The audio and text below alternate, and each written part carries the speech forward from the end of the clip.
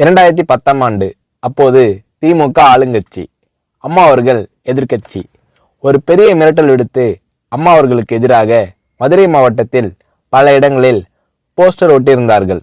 அந்த போஸ்டரில் அம்மா அவர்கள் மதுரைக்கு வந்தால் திரும்பி செல்ல மாட்டார், மதுரைக்கு அம்மா அவர்கள் வரக்கூடாது என்று மதுரை மாவட்டத்தில் பல இடங்களில் அந்த போஸ்டரை ஒட்டி பெரிய மிரட்டல் எல்லாம் கொடுத்தார்கள்.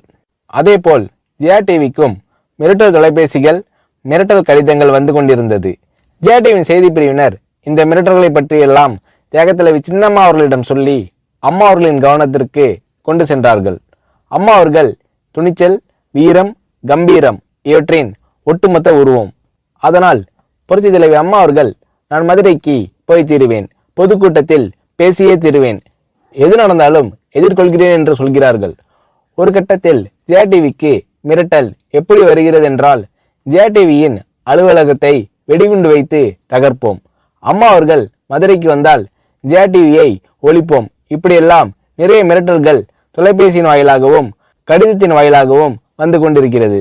இந்த மிரட்டல்களை எல்லாம் கடந்து அம்மா அவர்கள் மதுரைக்கு சென்று பிரம்மாண்டமான பொதுக்கூட்டத்தில் லட்சக்கணக்கான மக்கள் மத்தியில் எழுச்சி உரையாற்றும் போது, ஒரு எதிர்க்கட்சியின் தலைவி என்ற முறையில் என்னை நீங்கள் மிரட்டுங்கள், ஒரு எதிர்க்கட்சியினை நான் நடத்துகிறேன் என்பதற்காக கழகத்தை மிரட்டுங்கள், ஜெயா டிவியை எதற்காக மிரட்டுகிறீர்கள், ஜெயா டிவியின் அலுவலகத்தை நீங்கள் தகர்ப்பீர்களா, ஜெயா டிவியை நீங்கள் ஒழித்து கட்டிவிடுவீர்களா, பார்க்கலாமா, ஜெயா டிவியை ஒழித்து கட்டிவிட்டால் என்னுடைய அரசியல் குரலை ஒழித்து விடலாம் என்று கனவு காணுகிறீர்களா?